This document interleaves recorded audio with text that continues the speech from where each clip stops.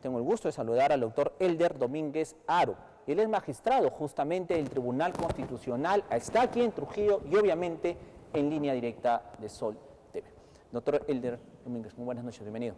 Muy buenas noches, gracias por la invitación. No, un gusto tenerlo, por favor. A ver, ¿cómo analizar lo decidido el día de hoy por el Congreso de la República con este retorno a la bicameralidad y de por medio una reelección? Indeterminada. ¿Cuál sería nuestra lectura? Sí, por favor. En principio, el poder constitucional o el único poder que puede reformar la Constitución es el Congreso, no el Tribunal Constitucional.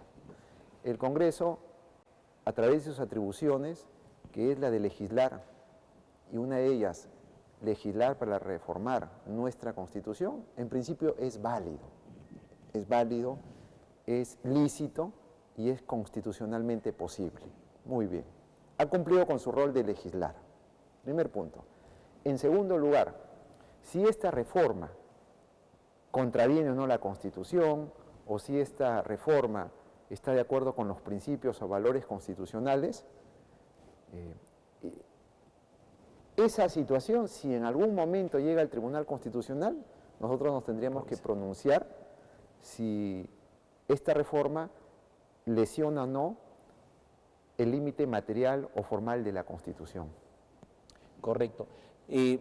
Ahora, el Tribunal Constitucional justamente antes de esta norma ya se había pronunciado justamente por el tema de la reelección inmediata, ¿no? Y el Tribunal Constitucional declaró constitucional, o sea, constitucional, de acuerdo a ley, esta norma que prohíbe la reelección inmediata de los congresistas. Muy bien. ¿Correcto? Sin embargo, el día de hoy, en esta bicameralidad, insertan el tema de la reelección.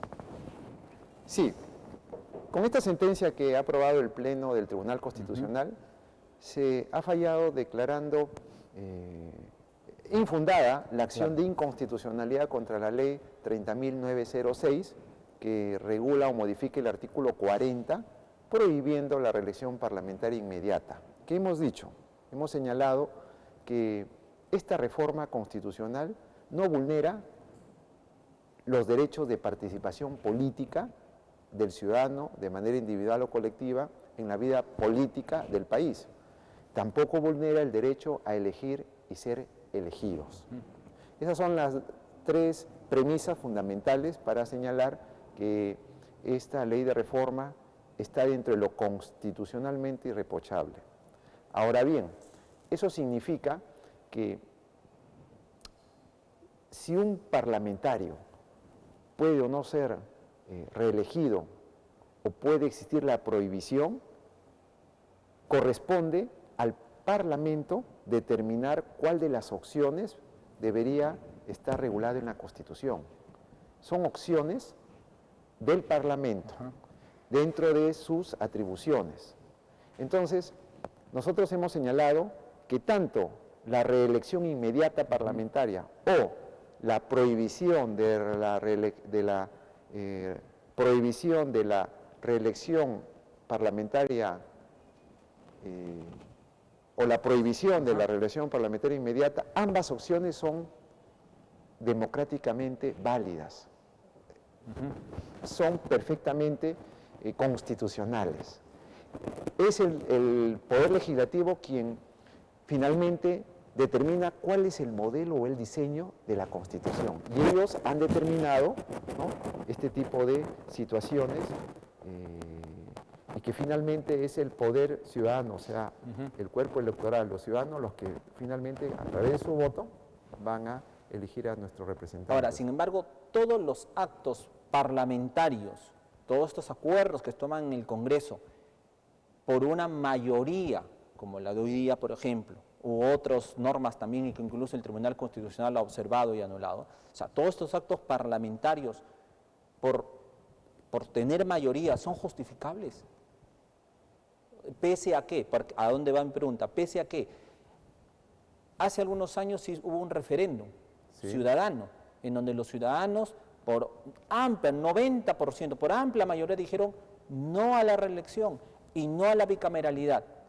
Entonces, ya hay una voluntad popular expresa.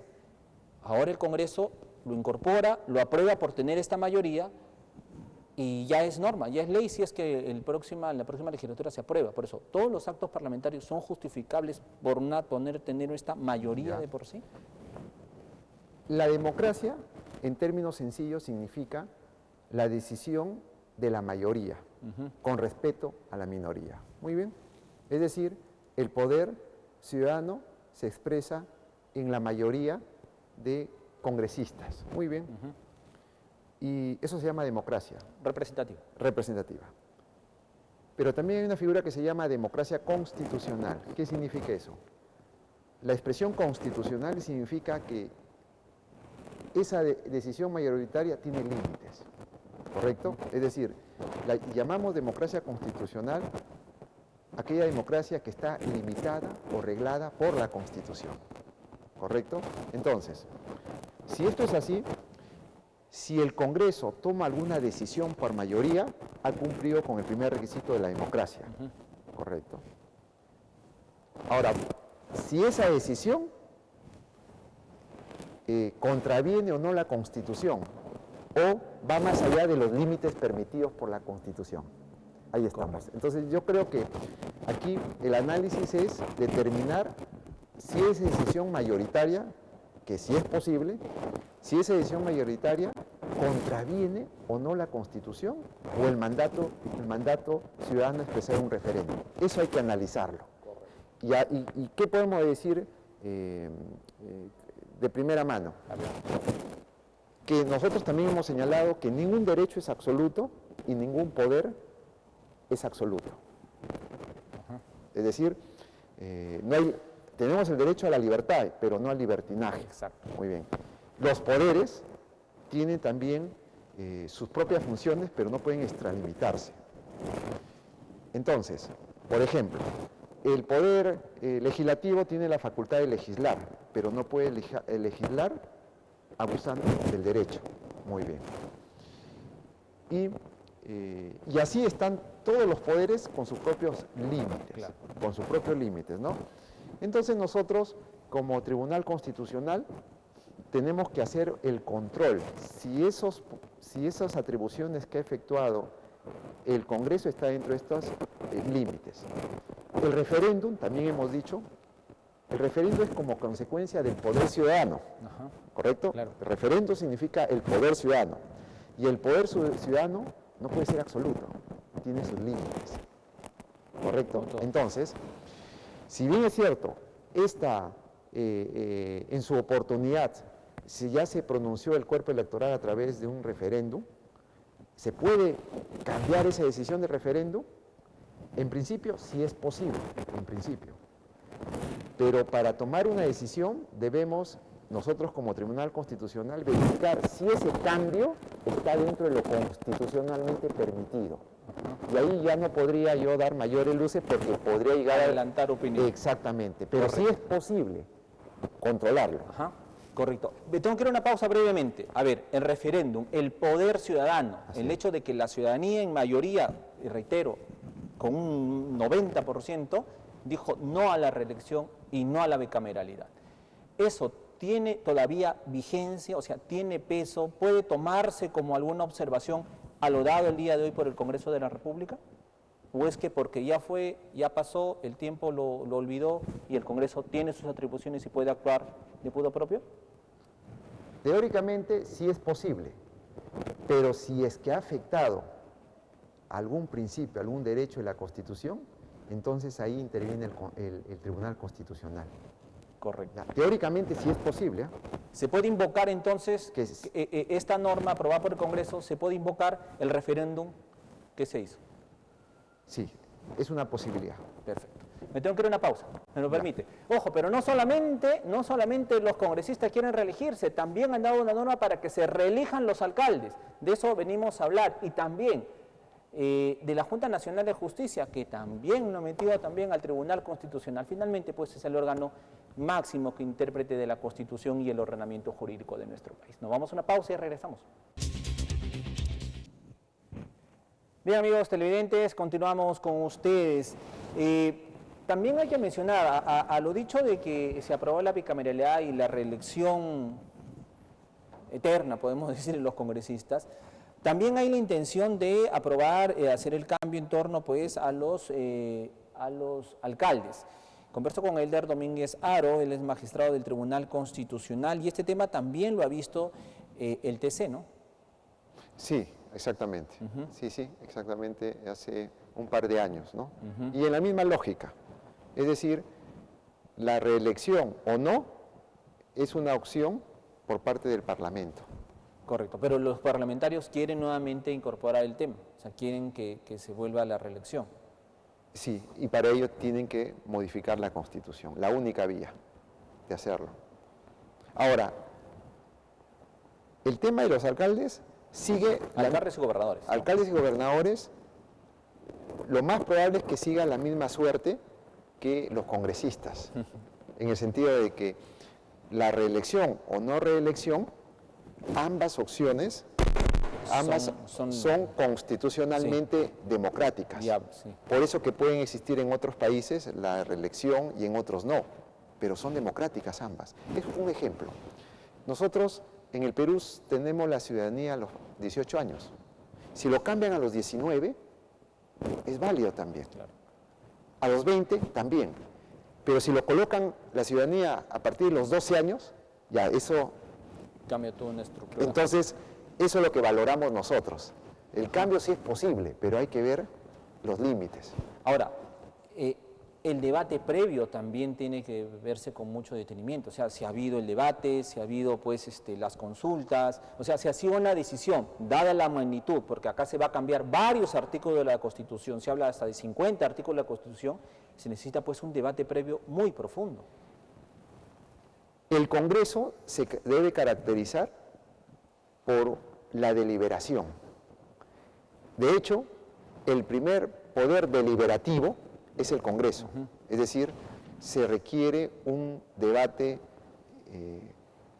arduo, un debate con participación, y es por eso que creemos que toda decisión o toda producción de una norma requiere de un espacio de tiempo importante para el debate.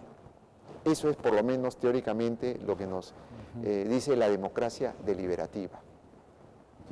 Si no ha habido este debate, cualquier ciudadano o cualquier entidad puede poner ahí pedir la intervención del Una acción de tribunal. inconstitucionalidad, Exacto. ¿sí? Buena pregunta. Es decir, 5.000, deben atender más de 5.000 ciudadanos, Sí, deben correcto. firmar. O lo puede pedir el Colegio de Abogados, o lo puede pedir el Defensor del Pueblo. Es decir, algún titular de un poder que tenga legitimidad, en principio. ¿Puede interponer una acción de inconstitucionalidad? Sí. ¿Puede basarse esa acción de inconstitucionalidad en señalar que no ha habido el debate concienzudo, el espacio de tiempo necesario? Eso de ahí, por ejemplo, tendríamos que nosotros como Tribunal Constitucional señalar, en este caso concreto, deberíamos nosotros evaluar si ha habido un debate oportuno, si ha habido un debate con los tiempos que corresponde. Entonces, ahí nosotros hacemos control. Podríamos nosotros hacer ese control. Perfecto. Bueno, pues veremos qué ocurre. Lo cierto es que esta norma ha sido aprobada ya en primera votación. En la próxima legislatura tendría que ser la segunda y ya obviamente se promulgaría. Sin embargo, todavía quedan algunas puertas abiertas. Se presentó una reconsideración hace algunos instantes allí en el Congreso, pero tampoco fue aprobada, tampoco fue admitida. Bueno, con los 93 votos ya a favor era bien difícil que esto cambie. Entonces, bueno, veremos qué ocurre en los próximos días. Otro tema que proviene del Congreso es el tema de la Junta Nacional de Justicia, Sí. ¿no? Entonces se ha estado investigando en la Junta Nacional de Justicia, allá ha habido pues algunos dimes y diretes entre varias instituciones, en fin. Lo cierto es que cuando ya estaba el Congreso listo para poder debatir en el Pleno y todos manifiestan sancionar, porque había, parece, pues varios grupos políticos ahí interesados en la remoción de la Junta Nacional de Justicia, de sus miembros. Hay una medida cautelar de la tercera Sala Constitucional de la Corte Superior de Lima que declaró fundada en favor de la Junta Nacional de Justicia para evitar, ¿no?, que sean destituidos, ¿no? El Congreso en un primer momento no quiso obedecer esta medida, continuó con el debate. Al final tuvieron que retroceder y decir, bueno, que ellos tenían toda la prerrogativa de, por ser el legislativo y ser un poder del Estado, de decidir. Pero ahora también va a tener que llegar, si obviamente ya lo hizo, al Tribunal Constitucional. ¿Cuál es su posición en torno a ello? Claro, aquí estamos en otro caso de conflicto de competencias o atribuciones. Es decir, aparentemente el Poder Judicial, a través de sus decisiones judiciales, estaría menoscabando la atribución que tiene el Congreso de iniciar un proceso de investigación contra los miembros de la Junta Nacional de Justicia. Ese es un poco el panorama. Así es. Este caso se ha visto en la ciudad de Arequipa y se hizo ahí la audiencia pública. Se escucharon a los dos abogados de ambas partes y fue un debate bien alturado, con buenos argumentos y que dura aproximadamente más de 2 horas. Escuchamos a los abogados con preguntas y repreguntas. Entonces, nosotros vamos a tener que señalar, o la cuestión controvertida es si la fiscal de la Nación, su atribución de promover o remover fiscales, acá hay dos situaciones, ¿no? Para que están bien unidas. La primera es que si la fiscal de la Nación puede remover o nombrar fiscales, ¿correcto? Entonces, ella dice, en este caso, de que se le estaría menoscabando esa atribución por parte de la Junta Nacional de Justicia. Ese es un primer caso. Ese es un escenario. Este escenario, que de la medida cautelar, ¿sí? Se está señalando que la Junta Nacional de Justicia se ha excedido en sus funciones también, ¿no? Entonces, creemos que el Tribunal Constitucional va a resolver de acuerdo con la Constitución, conforme con la Constitución, y sí, nosotros somos bien respetuosos de los poderes públicos, y nuestro fallo se va a ceñir exclusivamente a las funciones esenciales y constitucionales de cada órgano.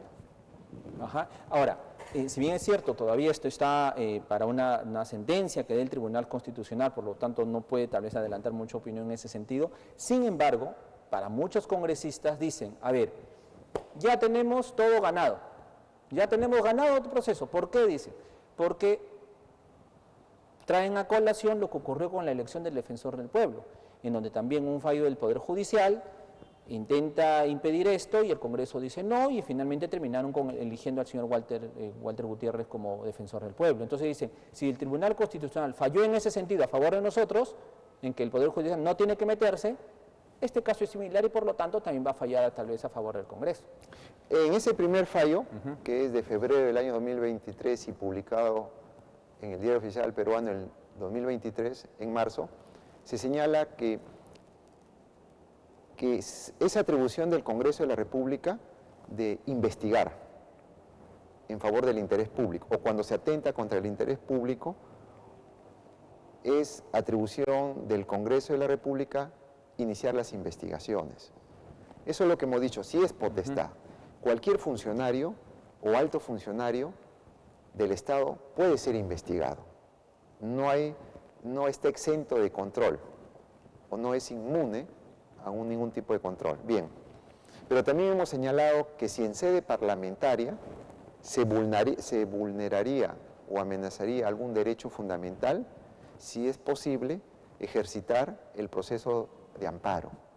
En la medida que se vulnere un derecho constitucional o derecho fundamental, podría existir el control judicial. O sea, el control judicial ante las decisiones que dé el Parlamento. Sí, en la medida de que se afecta algún derecho fundamental, en sede parlamentaria.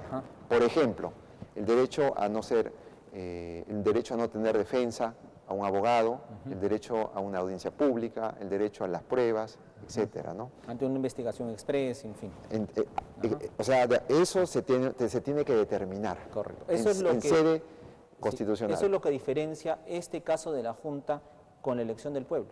O sea, esa es la diferencia que existe, ¿no? Es por eso que con el Defensor del Pueblo sí se dejó sin efecto una decisión judicial. Porque en el caso del Defensor del Pueblo, según la normativa, existían 2 formas para elegir. por invitación o por concurso. Entonces, el Congreso optó la modalidad de por invitación. Entonces, ahí ha ejercido, ahí decimos que es el control, o mejor dicho, el Poder Legislativo ha asumido esa atribución de elegir cualquiera de los dos. Y esa medida cautelar o esa resolución judicial pretendía que la Defensoría del Pueblo debería, o sea, era el espíritu, debería elegir al defensor a través de un concurso. ¿No? Entonces, pero era una potestad del Congreso. ¿No? Correcto. Entonces es diferente a lo de la Junta. Sí, actualmente. Son decisiones, no es que porque falló esto y esto es precedente para lo actual. O sea, no, hay que analizar, correcto, porque este caso que está en pleno debate, sí, todavía no lo hemos analizado, pero habría que ver si hay alguna similitud. Correcto. Hasta el 24 de noviembre me parece que hay una audiencia y después, bueno, en fin. A ver, cambiando de tema, rápidamente, se me ve el tiempo. Pedro Castillo, el expresidente, ¿dio un golpe de Estado? Eso es lo que tenemos que nosotros determinar. Pero sí. Varias instituciones se pronunciaron, la Fiscalía, el Congreso, el Ministerio Público, en este caso el Poder Judicial, que ese día hubo un golpe de Estado. Sí. Y para muchos, obviamente, viéndolo salir en medio nacional y diciendo va a cerrar el Congreso, hasta el Tribunal Constitucional quiso cerrar, para muchos es un golpe de Estado. O sea, se infringieron ahí las normas constitucionales, se infringió la Constitución, que es algo que protege el tribunal. Sí, también el Tribunal Constitucional se pronunció en su momento, ¿no? Y ha habido una vulneración al Estado democrático. Se ha vulnerado el derecho a la democracia, ¿correcto? Entonces, sí hemos tenido esa posición porque es manifiestamente. Sinónimo de golpe de Estado. Algunos le llaman autogolpe, otros le llaman golpe de Estado, otro tentativa, pero lo cierto es que ha habido una vulneración al Estado democrático y constitucional. Eso sí es evidente. Correcto. Mi pregunta va en ese sentido, porque el expresidente Pedro Castillo ha llegado nuevamente hasta el Tribunal Constitucional a pedir, obviamente, que se pueda revisar con 2 habeas corpus su prisión preventiva de 18 meses. Él manifiesta que no hubo un golpe de Estado, ¿no? Y busca que lo liberen, y que él ha sido elegido de manera constitucional, dice él, para ser presidente y tiene que retornar nuevamente a Palacio y colocarse en la banda presidencial, aunque suene un poco gracioso el tema. Entonces, ahí va a tener que el tribunal evaluar todo ello. Habría que ver si ese habeas corpus hace referencia a algún delito también que haya cometido. Correcto. Habría que analizar, pero en términos generales sí podemos decir de que hubo una vulneración. ¿Cometió delitos? No nos corresponde señalar eso, pero porque nosotros vemos infracciones de la Constitución. Correcto. Así es. Listo, doctor. Muy bien. Termino con lo siguiente, se me va el tiempo, tranquilos, producción está que... Es que hay bastantes temas. Quiero terminar con lo siguiente, el penúltimo tema, el tema de este sujeto, este terrorista, este senderista que fue detenido acá en el distrito de Esperanza, en la provincia de Trujillo, adoctrinando a menores de edad, adoctrinándolos. Sí, claro, fue ¿no? noticia. Sí, efectivamente. Y esto ha traído a colación un fallo que justamente dio el Tribunal Constitucional que permite que los terroristas que hayan cumplido condenas puedan postular a elecciones y ocupar cargos públicos. ¿Es correcto esto? Sí, aquellos, pero siempre y cuando aquellos terroristas que hayan cumplido con su condena. Correcto. Y hayan cumplido con la reparación. Ajá. O sea, ahí viene creo que en este caso este señor va a ser procesado. Sí, recién. está procesado porque fue cogido infraganti, pues, claro, entrenando a así niños. es. Pero si no lo hubieran descubierto, él estuvo inscrito en Alianza para el Progreso. O sea, estuvo inscrito en 9 oportunidades, iba y se venía. O sea, si no lo hubieran descubierto, este señor hubiera participado de la vida política del país, se hubiera postulado en cualquier agrupación política, hubiera llegado tal vez a ser congresista, alcalde, gobernador. Ya, claro, pero ahí en ese caso su situación jurídica era de una persona que no había cometido ni un delito, o le asistía el principio de inocencia. Claro. Claro, o sea, no recuerdo si esa persona anteriormente ya había sido condenado. Claro, al margen de esta persona ya está respondiendo por la justicia, Sí. y va a responder a la justicia y va a retornar a la prisión donde tiene que estar, ¿no? Porque es evidente, pues, los videos y el adoctrinamiento a menores. Pero voy al hecho de que si un terrorista cumplió su condena, sale libre, paga su reparación civil, pero sigue con esta ideología insana, va a participar de la vida política del país, como lo hemos visto con este sujeto, ¿no? Va a participar, sino que este sujeto fue ampallado, ¿no? Pero cualquier otro terrorista va a participar en la vida política del país, va a ocupar cargos públicos, va a llegar hasta los poderes del Estado, y esto dada a una norma dada por el Tribunal Constitucional. En esa sentencia también hemos dicho que corresponde en esa sentencia al poder ciudadano, o sea, a los electores, ¿sí?, asumir su responsabilidad. Es decir, si van a votar por una persona que ya fue condenada y está rehabilitada, ya corresponde a la esfera del ciudadano. O sea, tampoco el Tribunal Constitucional puede obligar al ciudadano a votar o no. Nosotros lo que hemos dicho es que los terroristas ya condenados, que hayan pagado su reparación, se recuperan sus derechos políticos. Ahora, si van a ser elegidos o no, ya corresponde esa responsabilidad del ciudadano.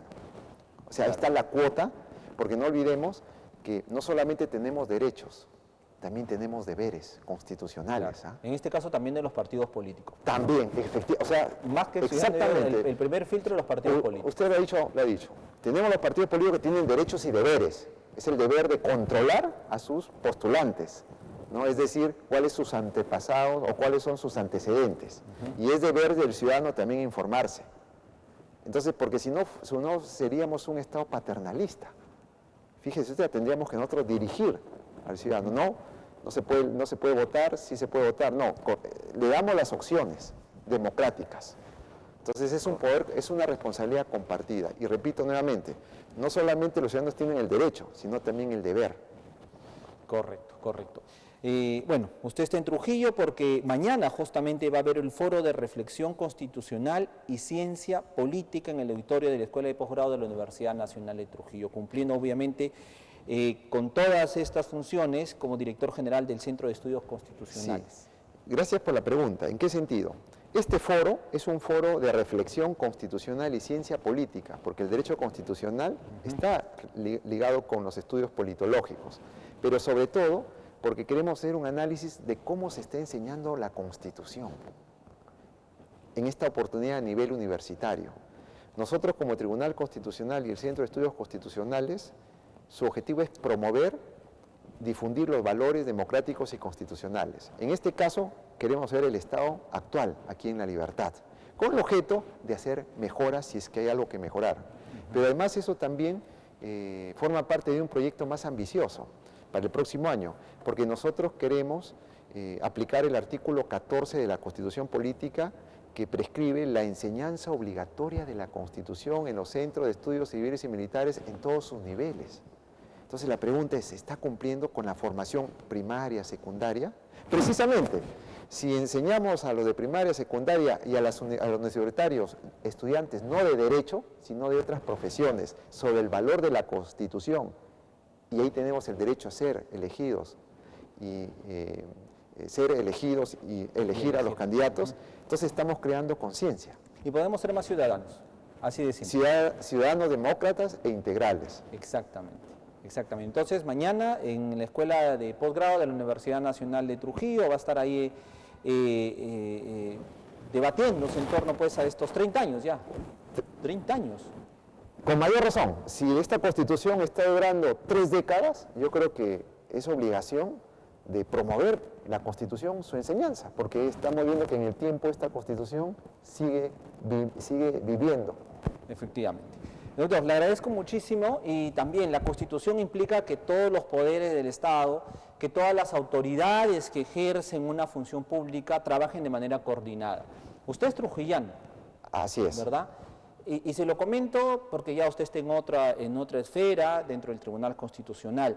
Y la ciudad de Trujillo actualmente está sufriendo justamente de esto, del abuso de poder, está sufriendo de la prepotencia, está sufriendo del quebrantamiento de la institucionalidad. Y es una pena y una vergüenza, se lo digo, que esto parta del mismo alcalde de Trujillo, el señor Arturo Fernández. Todos saben ya, y esto es, creo que es voz populi a nivel nacional, que este señor alcalde ha despotricado, ha difamado, ha mellado la imagen de todas las autoridades que existen en la ciudad de Trujillo. La policía, la prefectura, la defensoría, hasta de la misma Iglesia Católica, que en un fin de semana en unas transmisiones ha dicho que la Iglesia Católica es parte de una organización criminal. Entonces, tenemos que cuidar la institucionalidad, doctor, ¿no? Y se lo digo así porque usted es justamente ese magistrado, miembro del Tribunal Constitucional, para que, pues, haga una invocación en el sentido de que hay que respetar, ¿no? Hay que respetar el sentido democrático, ¿no? Y hay que respetar las normas y las leyes para poder recuperar nuestra ciudad. Lamentablemente es una ciudad en el desgobierno total y con mucha pena se lo digo. Hay formas también, formas democráticas y que deben también estar de acuerdo con el trato que merecemos todas las personas, ¿no? Reconocerlos como seres humanos y no utilizando adjetivos. Efectivamente, ¿no? Y más cuando se es autoridad. La autoridad tiene mayor responsabilidad en cómo llegar a la gente, cómo conectarse con la gente, pero a través de las formalidades que siempre son necesarias, y es un gran reto. Doctor, le agradezco muchísimo por estar esta noche con nosotros y nada, pues mañana vamos a estar también cubriendo esta actividad en torno pues a esta discusión en torno a la Constitución. Muchas gracias por la invitación. Estuvo con nosotros Elder Domínguez Haro, él es magistrado del Tribunal Constitucional y también director general del Centro de Estudios Constitucionales.